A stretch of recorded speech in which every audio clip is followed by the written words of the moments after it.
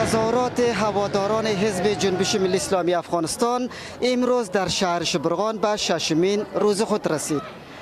قسمی که در تصاویر مشاهده میکنین تمام دکانها، مکاتب، ادارات دولتی مسدود است، حتی به شمول شاهراهای مزار شبرغان، شبرغان سرپل و شبرغان میمنه. مظاهرچیان خشمگین مانند روزهای گذشته امروز هم بر راهپیماییشان ادامه داده، خواهان برگشت جنرال عبدالرشید دوستم و نظام الدین قیصاری شدند. آمدم هدف من است که اولین بار که جنرال صاحب دوستم همینجا بیاد، دومش هم که نظام الدین قیصر را اعلام بکنند. نظام الدین قیصر چه گناه کرده بود؟ ما به اعتراضات مدنی خود ادامه میدیم تا وقتی که گوش شنوا دولت گوش شنواش بشنوه به حق و به صدای مردم لبیک بگه.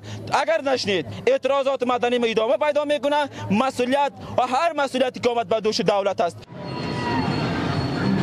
و این تظاهرات 6 روزه شهر شبرغان سبب شده است تا قیمت مواد ارتزاقی مانند گاز مایی بلند برود و باشندگان شهر شبرغان نیز از این بابت ابراز نگرانی دارند.